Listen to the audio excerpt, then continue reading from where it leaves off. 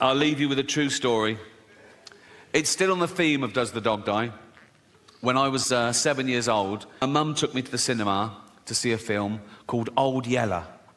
Beautiful film, yeah, made in the late 50s and sort of set in the Wild West on this homestead.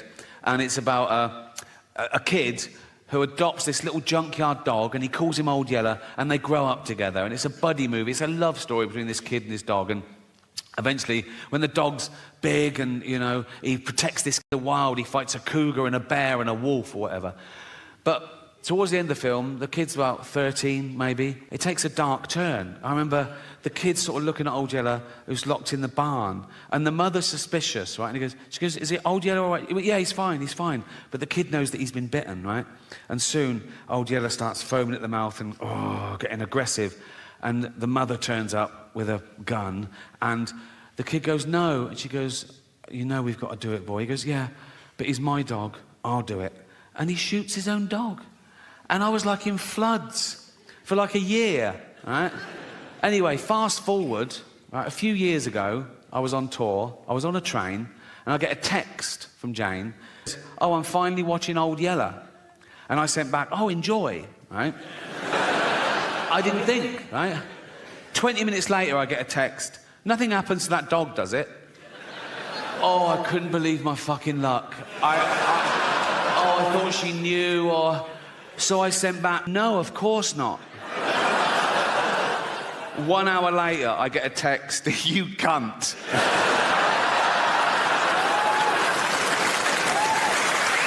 Thank you. Thank you. Thank you very much. Cheers. Thanks to everyone who bought a ticket. If you bought a platinum ticket, the money goes to an animal charity, and you've raised $2 million so far, so thank you so much. I even get a bit of stick about that on social media. There's always someone who goes, oh, why do you only speak up for animals? And I go, well, because they haven't got a voice of their own except parrots. And I think that's why we don't eat parrots. Everyone around the world eats every other type of bird, don't they? Everyone in the world eats fucking chickens and ducks and geese and turkeys and ostriches. No one eats parrots. Do you know why? If you go and try and eat a parrot, fuck off, you cunt. So speaking up really does work, right? And that is sort of the themes of the show, because I know in the real world, in normal jobs, everyday life, you get in trouble. People tell you off for saying certain things or thinking certain things or even laughing at certain things, right? They say you're bad for laughing at that. And some of you take it to heart. You go, oh my God, am I a bad person? No, you're not. One, you can't choose your sense of humour. You can't, it's involuntary. And two, that's exactly what humour is for, to laugh at bad shit, to get us through it, right? And...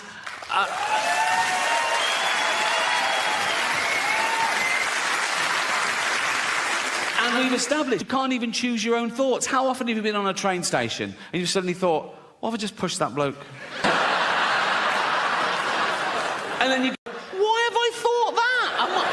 Am I a psychopath? No, you're not. You're the opposite. You're a safe pair of hands. You're testing yourself. You're reminding yourself how terrible that would be. You're a good person, right? I don't get that one. What I get is I'm talking to a really sweet old lady and I suddenly start thinking, what if I just spat in her face now?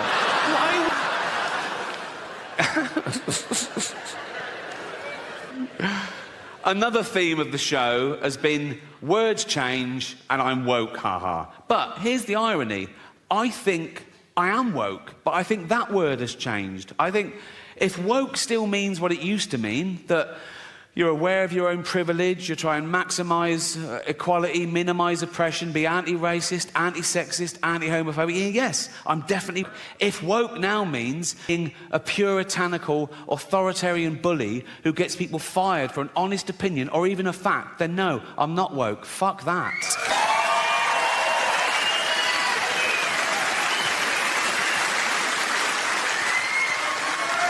But here's the deal. To each their own, laugh at whatever you find. All laughter's good and you're amazing. Good night. Out there, well done, Winslet. I told you, do a Holocaust movie, the awards come, didn't I?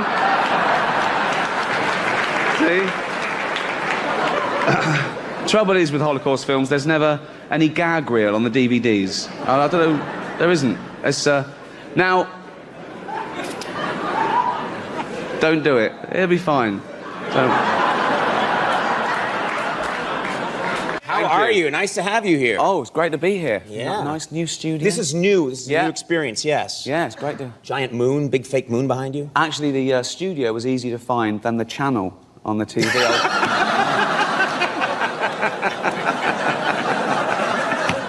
But are you into Harry? I think because he's British, like the superstar, you'd be into him. But are you into Harry? Well, yeah, he's fine. But why do you think? Because he's British, I'm into him. Kind of. We've got as many idiots as you. I don't have to be into everyone British, do I? You're so macho, aren't you? I know, it's a You're so tough. I'm glad you got your shirt on. You always have to show a bit of that, don't you? No. It's for the menopausal women. And No. go, oh, look, he's taking his shirt. He walked to the restaurant the other week carrying a stag. Who do you think you are? Thor. Hold on. And I was going to come out dressed as Adolf Hitler, right? No, wait, right? And I was going to come out, I was just doing that, waving to them, right? And then get to the podium and let it die down and go, too much, right? And then I wanted to look in the crowd and go, it's the wrong crowd, it's just the wrong crowd. And then I was going to say, that's the last time I borrow a suit from Mel Gibson. And I went out and said, I've got no Will Smith material, and they got a big laugh just because they were thinking it. Like, oh, yeah, that's my show. I wasn't there, right? And I said, people on Twitter, it was trending, people saying, oh, what would have happened if Ricky had been hosting it? And I said, nothing, because I wouldn't have made a joke about his wife's hair. I'd have made a joke about her boyfriend. Yes. I haven't offended anyone. I didn't mean, it's not my fault. There's a lot of powerful people here, so if I said, it's... Honestly, I like a drink as much as the next man. Unless the next man is Mel Gibson. This new thing in England is celebrities having depression. Oh, I feel all depressed. It's always overprivileged performers that have these bouts of depression. You don't have blue-collar workers, you know, working-class mums with 6 children having, I feel a bit depressed. Do you? Get the kids to school. Oh, yeah. You know, I just think of these guys on minimum wage reading articles about going, oh, look at this poor millionaire comedian. He feels all alienated. I wish there's something I could do, but I lost my fingers. Now, it strikes me that in the beginning of your career, you must have had so much pressure to go down the kind of handsome leading man route. And was it hard to kind of resist that? You answer. Mel Gibson, come on. No, come on. I'm not going to have a go at him. He's been through a lot. Not as much as the Jews, to be fair.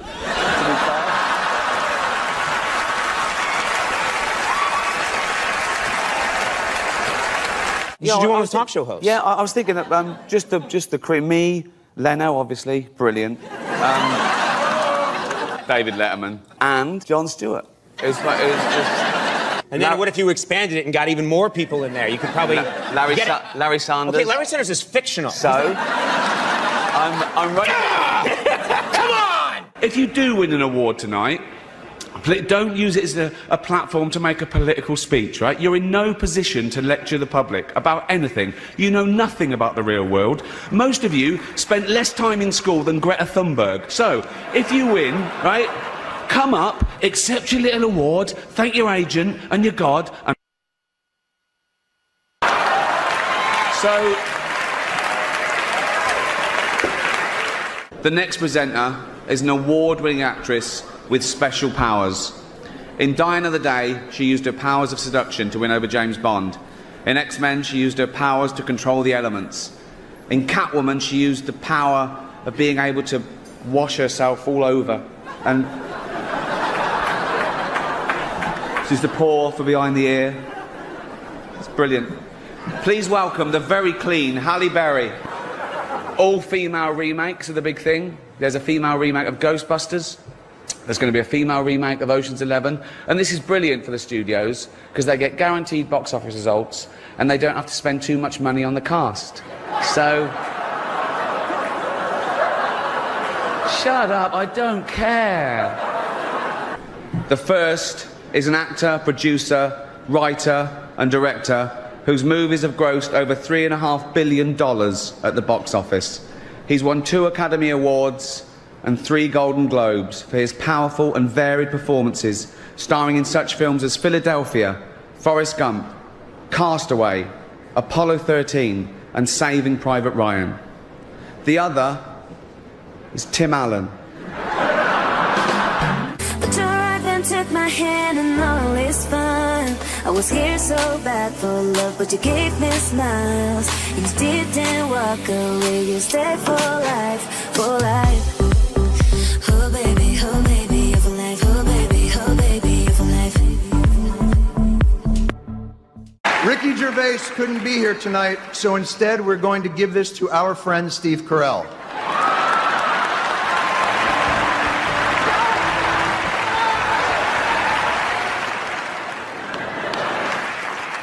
Look at his stupid face.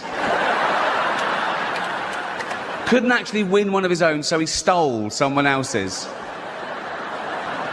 A few years ago, on this show, I made a joke about Mel Gibson getting a bit drunk and saying a few unsavoury things. We've all done it. I wasn't judging him, but now I find myself in the awkward position of having to introduce him again. Listen, I'm sure it's embarrassing for both of us, okay? And I blame NBC for this terrible situation. Mel blames... We know who Mel blames.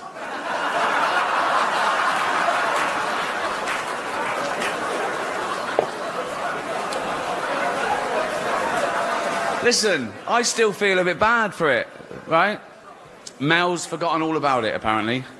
That's what drinking does. No. I want to say something nice about Mel before he comes out. Oh yeah, okay, here you go. I'd rather have a drink with him in his hotel room tonight than with Bill Cosby. Please, Malcolm. Mel Gibson.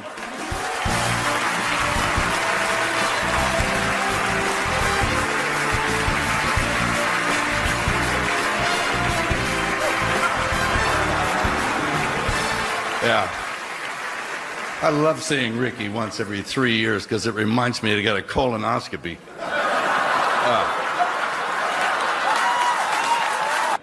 Where is he? Oh, there in the front row. Just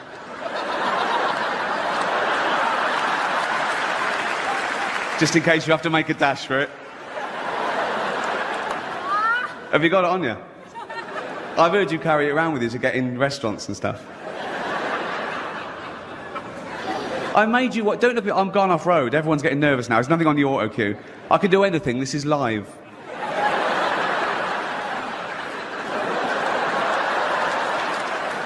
I made you what you are, and I get nothing back.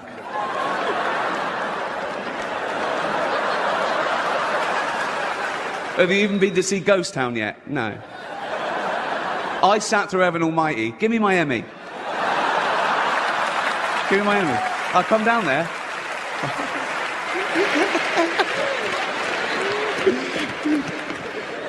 Give me it. I'll tickle you. I don't care. I've got nothing to lose here. I'm a nobody here. Where is it? Yes, you have. Stop. Yes, you have. Yes, you have. Give me it. Give me the Emmy. Give me the Emmy. Give me the Emmy. Give me it. Give me the... Thank you.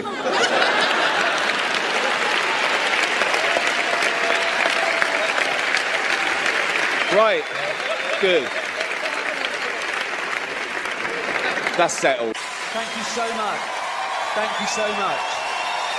Thank you. Thank you so much. Thank you. Thank you so much for... You don't get an encore in any other profession, do you? If a builder does a good job and he leaves, you go, come back. What? Come back. What? All right. Good job I left a bit. I was talking about rumour and gossip and stuff, and I don't buy into it. I read something about something, I go, well, that's interesting, and I think it might not be true. And so I never pass it on. I never pass on sort of small talk and gossip. But I witnessed this, so I think I can share this with you. Me and my girlfriend went along to the final 6 of the X Factor last year. And it's in a studio in Wembley. And we got there and we were greeted by this bloke with a sort of headset and a clipboard. He went, "Hi, Ricky, thanks for coming. There's some other celebrities in." Oh, for fuck's sake. I said, can I just go right at the back? He went, "Yeah, sure." Went at the back with the other celebrities. So it was fine. We were right at the back with my girlfriend there, me was there. About a yard away, Chris Tarrant and his daughter, and in front of them, Aldo Zilli, the chef, and his wife. And they stand you up when each act comes on, and you clap, and that's it. But I don't know if Chris and Aldo had met before that evening, but they were getting on like a house on fire. They were, honestly, Aldo kept looking round, Chris was making him laugh, they were having a laugh, they were standing up, they were dancing along. Chris had his best sort of lilac jacket on, he's pushed it right up to the elbows like that. Yeah. And Ben did a Joe Cocker number, and Chris was sort of doing the actions, and Aldo was turning around and laughing. They were, oh, bless them. And it really is live, so in the ad break, nothing happens really. The judges get powdered, well, Simon does, and the warm-up man was going into the audience, keeping them amused. And on the night I was there, he probably does it every week, but he was saying, "Has anyone got any questions for the judges?" And he went, "Little girl there with her hand up. How old are you, darling?" 7. What's your name? Sarah. What's your question? For Simon. Simon, why do you smoke? Good question. Yes, Simon, why do you smoke? The was going, "Really, why do you smoke?" And Simon went, "Smoking's good for you, dear." And they went, "Oh, God." Oh. He went, "Back in 3, 2, 1.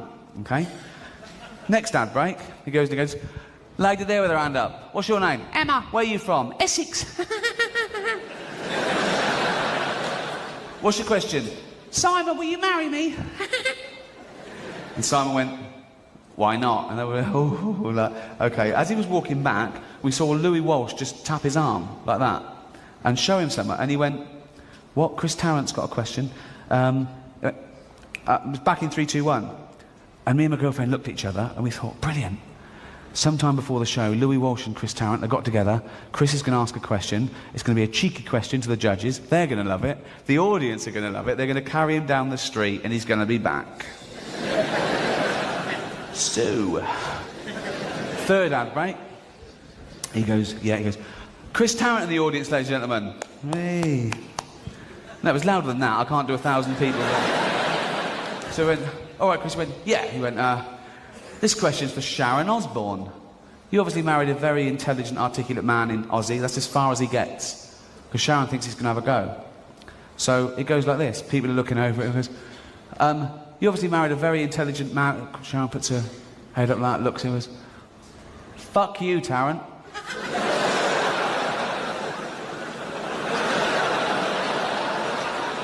Everyone went, "What?" He went, "No, listen. No wonder your wife left you, cunt." I was like this. Kids looking at their mum.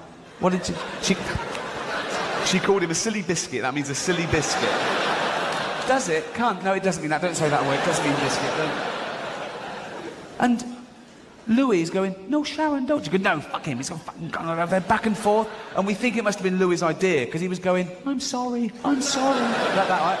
And they're back and forth. He's going, "What happened to church?" He goes, "You bang her. She was like, "Old Testament God." And he was going, "What's the church?" He went, "Listen," he said, "I've known your hubby for 25 years. I'm not having a bloody go." Back in 3, 2, 1. The last act comes out, everyone stands up, apart from Chris, who is like this. What happened there? I've just been mauled. I've been humiliated. I feel like putting the sleeves down. And that's the end of that show. And now it goes over to ITV2 with Ben Shepherd before the results show. And Chris is booked on that show, and he's doing his thing. His mind's probably not on it. Everyone was talking about it half time. People going, "What happened there? Was he going to have a go? Did he start off wrong? Did she take him on?" She said there was a history. What went on? What was it going to be? Come back out for the results show, and we're all there waiting for it. I look over, 4 empty seats. Oh, fuck. About 30 seconds to go before it went live, they all came out and sit down, okay? Everyone stands up. This time, apart from Chris Tarrant, who's still like that. And now his daughter's like that as well. First ad break, Sharon Osbourne gets the mic, and she goes, I'd like to apologise to all the mummies and kiddies in the audience for my awful, awful language.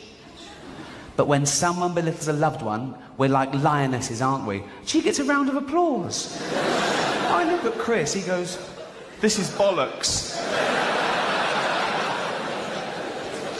Don't tell anyone that.